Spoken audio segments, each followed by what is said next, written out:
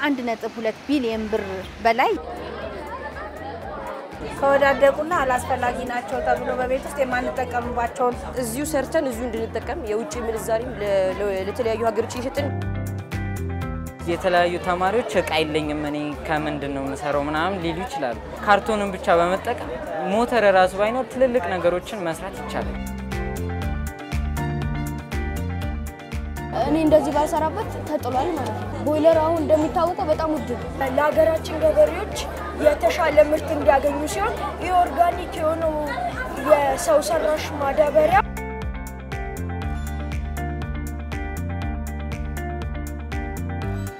ጽዳትን ባህል ያረገ ማህበረሰብ ከመፍጠር አንፃር ትልቁ የባህል ለውጥ የምናመጣበት ተቋም ትምህርት ቤት ነው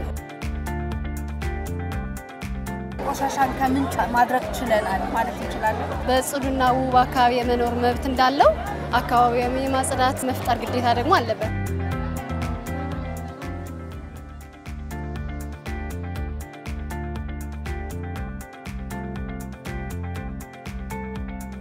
ባለፉት 9 ወራት ከ1.2 ቢሊዮን ብር በላይ በደረቅ ቆሻሻን መልሶ በመጠቀም በዚህ ዘርፍ የተሰማሩ ማህበራት ያገኙት ገቢ ነው ይህ ማለት እንግዲህ ከተማዋ በተለይ በጽዳት ላይ ትኩረት አድርጋ እየሰራችና በዚህም ዘርፈ ብዙ የሆኑ ውጤቶች እየመጡ መሆኑን ትልቅ ማሳያ ነው ሰላም ጤና ይስጥልን ክቡራንና ክቡራት ተመልካቾቻችን ይህ ጽዱ አዲስ የተሰኘው ሳምንታዊ ፕሮግራማችን ነው በዚህ ፕሮግራማችን እንግዲህ የተለያዩ ጽዳትና ጽዳት ነክ የሆኑ ጉዳዮችን ወደናንተ እናደርሳለን በዛሬው ፕሮግራማችንም ቆሻሻን መልሶ በመጠቀም የተለያዩ የፈጠራ ችሎታቸውን እያዳበሩ የሚገኙ ተማሪዎች በኮልፌ ቀራኒዮ ክፍለ ከተማ አውደር ያዘጋጅተዋል ምን አይነት ስራዎችን ሰሩ ቆሻሻን መልሶ መጠቀም እንደ ከተማ ምን አይነት ውጤቶችን ያመጣልናል ተማሪዎችስ ይሄንን ግንዛቤያቸው አድገው በመጠቀማቸው ፈጠራቸውን እንዲያዳብሩ ምን ያህል ገዛ አድርጓል የሚለውን እንጠይቃለን በዘርፉ ላይ እየሰሩ ያሉ የተለያዩ የስራ ኃላፊዎችንም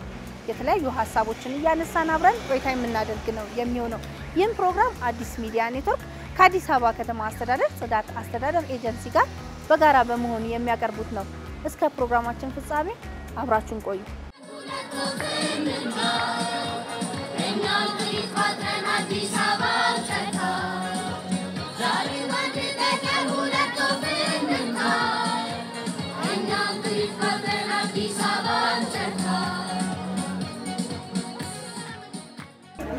ናችሁ ተማሪዎች ሰላም ነው አለ ደህና ናችሁ ዛሬ የተለያዩ የፈጠራ ስራዎቻችሁ ይዛችሁ ወጣችሁበት አውደሪ ላይ ተገናኝተናል ምን ይመስላል ምን ይዛችሁ መጣችሁ እስቲ ንገረኝ መጀመሪያ ግን እንተዋወቅ ስሜ አማር ማመድ ይባላል ይዤላችሁ የቀረብኩት አሁን እኔ ኤክስካቫተር የሚባል ፈጠራ ስራ ነው ይሄኛው አሁን ኤክስካቫተር ይባላል ለመስራት የተጠቀምኩት እቃዎች ካርቶን ስሪንጆች እንደዚህ ተጠቅሞ የተጣሉ ምናምን የማይፈልጉ ስሪንጅና የግልኮስ ገመዶች እነሱ ተጠቅሜ ነው የሰራሁት እና ይሄ አሁን ይሄን ዋና ታሳቢ አድርጌ የሰራሁት እንትን ነው በኢትዮጵያ ውስጥ እነዚህ እቃዎች የሉም ከውጪ ነው የሚመጡት እና እኔ ደግሞ የፈለኩበት ምክንያት እዚሁ ሰርተን እዚሁ እንድንጠቀም የውጭ ምንዛሪዎችን ማግኘት ነው የምፈልገው ለማስገኘት እና ሁለተኛ ጥቅሙ ደግሞ ይሄ በውሃ ነው የሚንቀሳቀሰው ሃይድሮሊክ ፕረስ ብቻ ግን ሌሎች ኤክስካቫተር አይነቶች በነዳጅ ናፍጣና የተለያዩ ነገሮችን ይጠቀማሉ እና ይሄ ደግሞ ከነዛ አንፃር ጋዝ ምናምን አይጠቀምም ስለዚህ የተፈጥሮ ሀብቶችን የመጠበቅ በጣም እንትናለው ማለት አስተዋጽኦ አለው የሰራህባቸው እቃዎች አብዛኞቹ ያገለግሉም ተብሎ የተጣሉ እቃዎችን ነው ለጥቅም ያዋልከውና እንዴት ነው ሳቢው ይመጣልን ይሄን ለመስራት ያነሳሳኝ ነገር አሁን ይሄ እነዚህ እቃዎች በኢትዮጵያ ውስጥ የሉም ግን እዚህ በኢትዮጵያ ውስጥ በሚመረትበት ጊዜ የውጭ ምንዛሪ እናተርፋለን ማለት ነው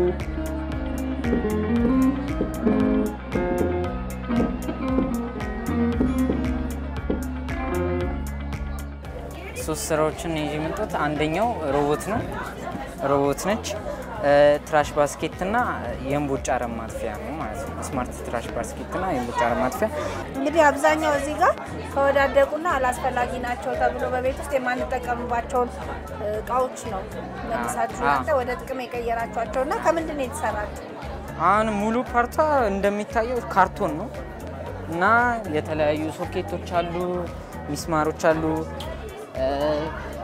ከጀርባ ደግሞ ፍሪጅ አላትና አልሙኒየም የተለያዩ አልሙኒየሞች አሉ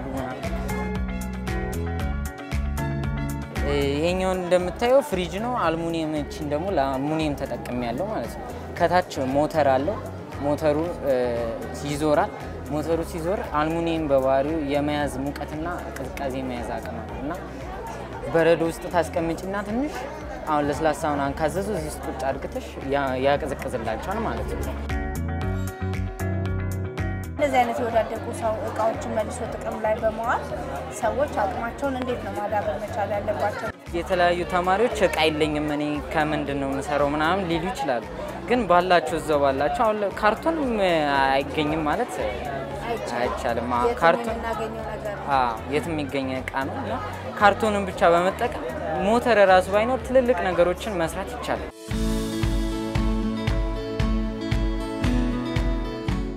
ቆሻሻ ነው ተብሎ የሚጣሉ እቃዎችን አንስተን ወደ ለጥቅም ለሚውሉ ነገሮች አድርገን ነው እዚህ ጋር ያቀረብነው።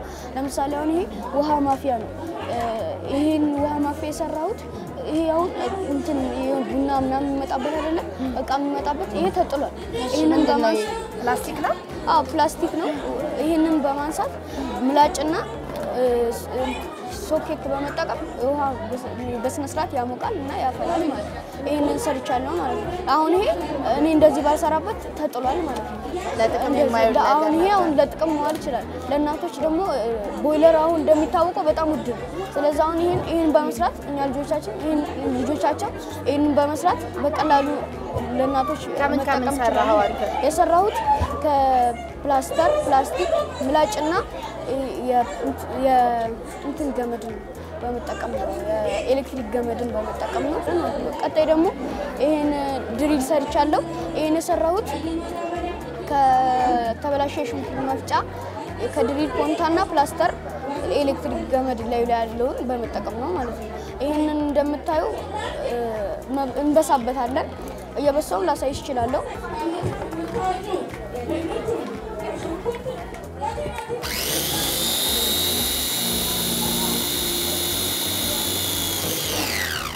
እንደዚህ በቀላሉ ግድግዳንም ማብሳት ይችላል። ግድግዳ ይዘን መምጣት ስለሆነ በአሁኑ ሰዓት ይሄንን ድሪል ለመከራየትም ሆነ ሌላም ነገር ገዝቶም ለመጠቀም የምንጠይቀው ዋጋ ከብሎኬቱ በላይ ስለሆነ ይሄንን በቀላሉ በመፈለግ ወይም ኬትም ብሎ በማምጣት እንደዚህ አድርገን ሰርተን ለእናትና ለአባቶቻችን ለማንም ይሰራው ከተበላሸ የሽንኩርት መፍጫ ውስጡ ዲናሞ አለ አይደለ? ከዛ ይሄንን ፖንታ በማያያዝ ልክ እንደዚህ የተከረከረ ይበሳልናል ማለት ነው።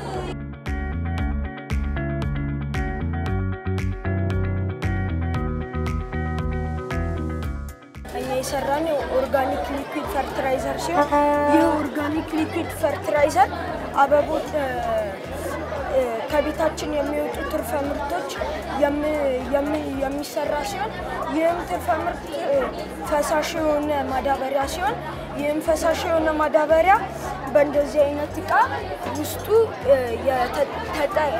ተጠቅመን የጣልናቸውን ብስባሽ የሆኑ ነገሮችን በልተን የጣልናቸው ብስባሽ የሆኑ ነገሮችን በእንደዚህ አይነት እቃ በማድረግ አቼቶና ውሃ እርሾና ውሃ በማድረግ ትንሽ እንዲብላላ እናደርጋለን። ከተብላላ በኋላ ውሃ እንደዚህ እንደ ውሃ ይሆንልናል። ከዛ ይህ ውሃ የሆነውን ኦርጋኒክ ሊኩዊድ ፈርቲላይዘር እንደዚህ ያደረግን በመጠቀም ለአትክልቶቻችን ወይም ለግብርና ለሚሰሩ ሰዎች ማቅረብ እንችላለን። ይህም ጥቅሙ ለሀገራችን ገበሬዎች የተሻለ ምርት እንዲያገኙ ሲሆን ይህ ኦርጋኒክ የሆነው የሰው ሰራሽ ማዳበሪያ እንደ አፈራችንን ለአንድ ጊዜ ጥሩ ምርት ያመርትልናል። ሁለተኛው ጊዜ በምንደግምበት ሰዓት የአፈሩ ሙሉ ኃይል ስለሚጨርሰው እንደዚህ ምርቶቻችንን እንደዚህ እንዲደርቁ ሊያደርግ ይችላል ወይም እንዲበላሹ ሊያደርግ ይችላል። አፈሩንም ይጎዳዋል። ይህንን በምንጠቀምበት ጊዜ ግን እንደዚህ አብቦ አፈሩንም እየተንከባከበ ይቆይልናል ማለት ነው። እንግዲህ አንተ እነዚህን የሰራኸው መልሰህ በመጠቀም ቆሻሻ የሚደፋ የሚጣል ቆሻሻን ነው መልሰህ ተጠቅመህ ለጥቅም አውለህ እንደዚህ ለምንፈልጋቸው የግብርና ምርቶች እንድንጠቀም ያስቻልከውና ይህንን ግንዛቤ ያገኘበት አጋጣሚ ምን ነበረ? ባገኘው አጋጣሚ ደግሞ የፈጠራ አቅምን ከፍ እንድታረግ ምን ያህል አገዘ? ይህን ግንዛቤ እንዳገኝ ያደረገኝ ምክንያት የሀገራችን ገበሬዎች የኦርጋኒክ የሆነ ማዳበሪያ ለመግዛት በጣም ይጨነቃሉና ይህንን ረከስ ባለ ዋጋ አሁን ትምህርት ቤታችን ላይ ይህንን መጠቀም ጀምረን ነበረ። ከዛ በኋላ ስናስበው ለምን ወደ ገበያ እናወጣውም ማለት ወደ ገበያ ስናወጣው ደግሞ ተመጣጣኝ በሆነ ዋጋ ነው። አሁን ግማሽ ሊትር 200 ብር ምናምን መሸጣው ለተወሰነ ቦታ ትምህርት ቤታችን ለሚገኙ በትምህርት ቤታችን ለሚገኙ የግብርና አካባቢዎች መሸጥ ጀምረን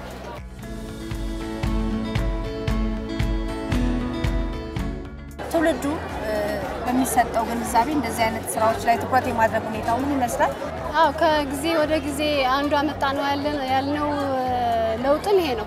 ከዚህ በፊት የነበረው ከቆሻሻ ጋር ተያይዞ የነበረ ግንዛቤ በተለይ አሁን ከተማ አስተዳደሩ በጽዳት ዙሪያ በተለያዩ ዘዴዎች በመድረክ ሊሆን ይችላል፣ በብሮሸር ሊሆን ይችላል፣ እንዲሁም ደግሞ በበርካታ ሚዲያዎች ግንዛቤ እየተሰጠ ሞር ደግሞ ትውልድ ላይ አንቺም እንዳልሽው ትውልድ ላይ ነው እየሰራን ያለነው። ትምህርት ቤት አካባቢ ብዙ እውቀት አለ፣ ብዙ ፈጠራዎች የመስራት ችሎታዎች አሉ። እሱ ሊያግዝ የሚችል ወይም ደግሞ ሊያበረታታ የሚችል ደግሞ ግብአት ያስፈልጋቸዋል። ስለዚህ እሱ ከወላጅ ጋር ከትምህርት ቤቶች ጋር በመነጋገር ከቆሻሻ ከወዳደቁ ጥቅም የማይሰጡ ቆሻሻዎችን እየሰበሰቡ ወደዚህኛው ቢያመጡ ልጆች አንድም ለቀጣይ ኤክስፒሪየንስ ይሆናቸዋል፣ ገቢም ያገኙበት እንዳለ ነው የምንገነዘበው።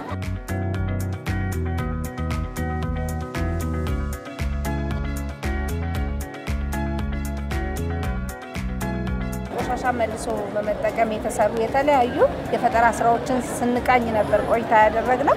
በተለይ ቆሻሻን መልሶ ጥቅም ላይ በመዋል ጽዱ የሆነች አዲስ አበባን ለመፍጠር በሚሰሩ ስራዎች እንደዚህ አይነት ስራዎች ምን ያህል አጋዥ ናቸው?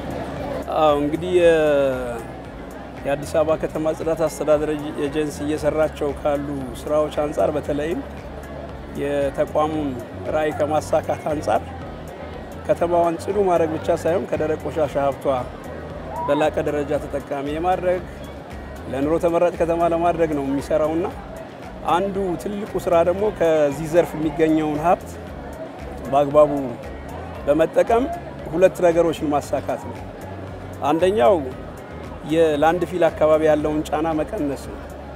ሁለተኛ ማህበረሰቡ ጋር አገልግሎት ላይ ሊሰጡ የሚችሉ ደረቅ ቆሻሻዎችን ለይቶ በአግባቡ ጥቅም ላይ እንዲውል ከተደረገ በዚህ አመት ብቻ ባለፉት 9 ወራት ከ1.4 ቢሊዮን ብር በላይ ነው በዘርፉ የተሰማሩ ማህበራት እያገኙ ያሉትና ጥቅሙ በጣም ዘርፈ ብዙ ነው።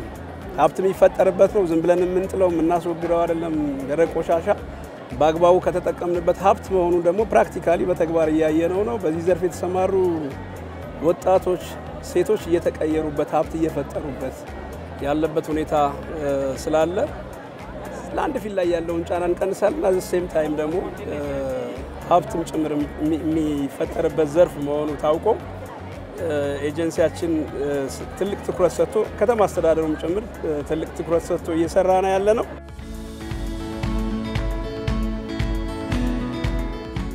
የኢትዮጵያን የወደፊት ተስፋ ጭምር ሊገልጽ የሚችል ነገርና ሊጠቅም የሚችል ነገር ነው የሰራው። ብዙ ደግሞ የፈጠራ አቅም ኖሯቸው እቃዎችን ከየት አገኛለሁ በሚል ያን የፈጠራ አቅማቸውን ማውጣት ያልቻሉ እንዳንተ አይነት ብዙ ተማሪዎች አሉና ምን ትላቸዋለህ? በተለይ ቆሻሻን መልሰው ተጠቅመው በዚህ መልኩ አቅማቸውንና እውቀታቸውን ማውጣት ማዳበር እንዲችሉ ምን አይነት መልእክት አለ ለነሱ? ይሄን ለመስራት የተጣሉ እቃዎች ብቻ ስለሆኑ ያው ለማግኘትም ቀላል ናቸው እነዚህ እቃዎች። ግን የግዢ ሲሆን ያው አቅም የሌላቸው ለመግዛት አቅም የሌላቸው ቤተሰቦችም ልጆችም ሊኖሩ ይችላሉ። እኔ ደግሞ ይሄን ታሳቢ አድርጌ የሰራሁት በቃ በተጣለ እቃ ምንም አይነት የተገዛ እቃ የለውም እዚህ ጋር የተጣለ እቃ ብቻ። ስለዚህ እነሱም በተጣለ እቃ መስራት ይችላሉ ማለት ነው። ደረቅ ቆሻሻዎችን መጣል የለብንም፣ መልሰን መጠቀም አለብን። እንደዚህ በወዳደቀ ነገሮች የተሻለ የፈጠራ ስራ እንዲያዳብሩ የፈጠራ ውጤታችንን ወይም ደግሞ ራሳችንን የምንገመግምበት ሲሆን ቤታችንን እንድናስውብና ቤታችንን እንድናምር በተፈጥሮ ብቻ እንዳልሆነና በሰው ሰራሽ ነገሮችንና ቤታችንን ቢዩቲፉል ማድረግ እንደምንችልና ገልጾልናል። አንደኛ የእጅ ስራን እንድንለማመድ አድርጎናል። ያንን መግለጽ ይችላል። እና እኔ ብቻዬን አይደለም አስተማሪዎች አሉ፣ የተለያዩ የተማሪዎች ውጤቶች አሉ አይደለ? እነሱን ሰብስበው በደንብ የገለጹልን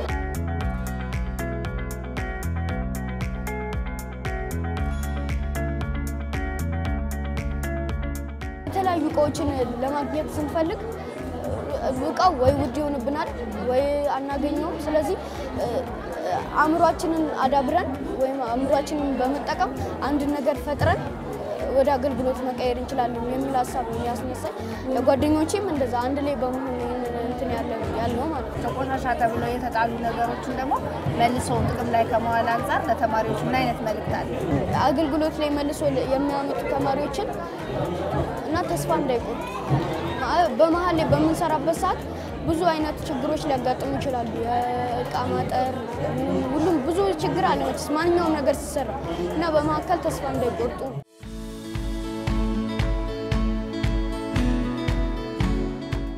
በትውልድ ላይ የሚሰራ ስራ አብዛኛው ጊዜ ውጤታማ ነው ተብሎ ይታመናል እና ከዛ አንፃር በተለይ ተማሪዎች ያላቸውን የፈጠራ አቅም ከወደቁ አያገለግሉም ከተባሉ እቃዎች አውጥተው መልሰው በመጠቀም ትውልዱ በዚህ ላይ ትልቅ ሚና እንዲኖረውና አቅሙንም እንዲያዳብር ነው እየሆነ ያለውና ከዛ አንፃርስ በተለይ ቆሻሻን መልሶ መጠቀም አንድም የትውልድን የፈጠራ አቅም ከማዳበር አንፃር በተጨማሪም ደግሞ ጽዱ ከተማን ከመፍጠር አንፃር ምን አይነት ሚና አለው?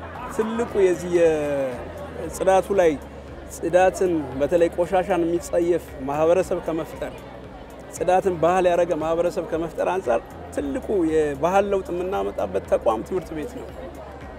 ቁጥር አንድ በጣም ሊሰመርበት የሚገባው እዚህ አካባቢ ባለፉት ዓመታት የሰራናቸው ስራዎች ተቋማት አካባቢ ትምህርት ቤቶች አካባቢ ለውጥ እያመጣ ነው። የምንሰራው ስራ ነጸብራቅ ነው። አሁን እዚህ ያለ ነው። ይሄ ከመልሶ መጠቀም ጋር ምናምን የሚያያዙ አሁን ከወዳደቁ ነገሮች የሚሰሯቸው ስራዎች ቅድም ያልኩትን ሀብት ምናምን የሚለውን እንኳን ትተን የልጆቹን የመስራት የመመራመር አቅም ጭምር የሚያሳድግ የከተማውንም ጽዳት ከመጠበቅ አንፃር ደግሞ እንግዲህ እንደዚህ አይነት የወዳደቁ ማቴሪያሎችን ለምርምር በጣም የልጆቹንም ጭንቅላት በጣም የሚያሰፋ ቀጣይ እንደ ሀገር እንግዲህ ሀገር የሚረከቡ አካላት ናቸው እነዚህ ሰዎች የከተማቸውን ጽዳት እየጠበቁ ከዛ የሚገኙ ነገሮችን ደግሞ አሁን ላልናቸው የምርምር እና እንደዚህ አይነት ቴክኖሎጂውን ከማሳደግ አንፃር ትልቅ አስተዋጽኦ ነው ያለው። ድጋፍ ነው የሚያስፈልገው። ይሄን በደንብ ከዚህ የበለጠ እንግዲህ ወደፊት ሀገር የሚረከቡ አካላት ናቸው እነዚህ በደንብ መደገፍ የሚፈለገውን ውጤት ሊያመጣ በሚያስችል መንገድ ዝም ብሎ ለመርሃ ግብር አይደለም የሚፈለገውንም ውጤት ሊያመጣ በሚያስችል መንገድ ሁለቱንም ነገሮች ከተማቸውንም ጽዱ ያደርጉ ከቴክኖሎጂም አንፃር ደግሞ የፈጠራ ውጤታቸው የፈጠራ ስራዎቻቸውን በሚያበረታታ መንገድ ሊሰሩ የሚገቡ ነገሮች እንዳሉ ወስደን እዚህ ያየናቸው ነገሮች በጣም የሚያስገርሙ ናቸው። ስለዚህ ድጋፍ ነው የሚፈልገው። ለከተማችሁ ጽዱ ሲሆን አዲስ አበባ ጽዱ ትሆናለች። የእያንዳንዱ ማህበረሰብ ሚና በዚህ ላይ የጎላ ነው ብዬ አስባለሁና ምን ይጠበቃል? ጽዳት እንደሚታወቀው የሁሉም ነው። አንዱ ሰርቶ አንዱ የሚተው አይደለም። እንዳስተዳደር ብቻው ደግሞ ሰርተን የምንወጣው ማለት ነው ውጤትም አናመጣም። አንድም ነዋሪው በጽዱና ውብ አካባቢ የመኖር መብት እንዳለው አካባቢው የማጽዳት ጽዱ የሆነ የስራ ቦታ ሊሆን ይችላል የሚኖርበት አካባቢ የመፍጠር ግዴታ ደግሞ አለበት። ስለዚህ ይሄ ታሳቢ በማድረግ ከቤታችን ጀምሮ ከአካባቢያችን ጀምሮ በሚደረጉ የጽዳት ንቅናቄዎች ላይ መሳተፍ በቆሻሻ ያለው ግንዛቤ ደግሞ በመቀየር ለሚመለከተው አካል መረከብ መቻል አለበት። ቆሻሻ ዝም ለመበተን መጣል ሳይሆን ለማህበራት የሚረከቡ ለማህበራት ወይም ደግሞ በመልሶ መጠቀም ተደራጅተው ለሚሰሩ ለነሱ እያስረከቡ በራሱ ደግሞ ወደዚህ ዘርፍ ተሰማርቶ አካባቢው ጽዱ ማድረግ አለበት፣ ጤናው መጠበቅ አለበት። የከተማችን ሀብት ደግሞ ከፍ ማድረግ መቻል አለብን የሚል መልእክት አለ።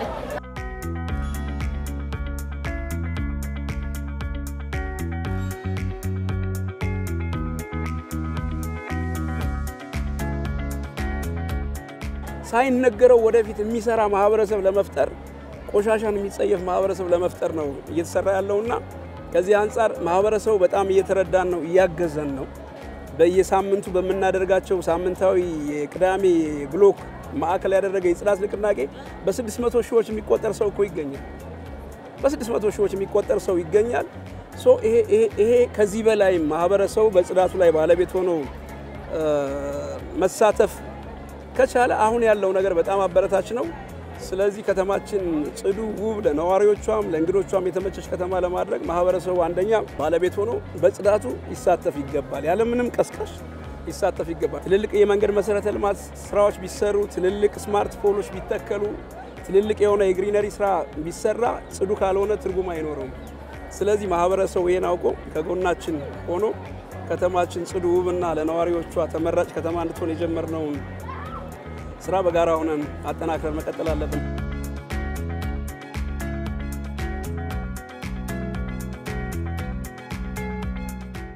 ቆሻሻን መልሶ በመጠቀም ጥቅም ላይ በመዋል የተለያዩ የፈጠራ ስራዎችን እየሰሩ የሚገኙ ተማሪዎችን ተሞክሮ ስናስቃኛችሁ ቆይታ አደረግን። ትውልዱ በተለይም እንግዲህ ቆሻሻንና ለጥቅም አይውሉም የተባሉ እቃዎችን መልሶ በመጠቀም የፈጠራ አቅሙን ሊያዳብር ይገባል። ህብረተሰቡ በዚህ ላይ የራሱን ሚናና ድርሻ ሊወጣ ይገባል። በተለይ ቆሻሻን ከምንጩ ለማድረግ እንደዚህ አይነት ስራዎች በህብረተሰቡ ዘንድም በተቋሙም ተጠናክረው ቢቀጥሉ መልካም ነው በማለት የዛሬ ዝግጅታችንን በዚያ በቃል። ሳምንት ሌላ ርዕሰ ጉዳይ ይዘን የምንገናኝ ነው የሚሆነው። ሌሎች የአዲስ ሚዲያ ኔትወርክ ፕሮግራሞች ይቀጥላሉ። ቸርን ሰንብት።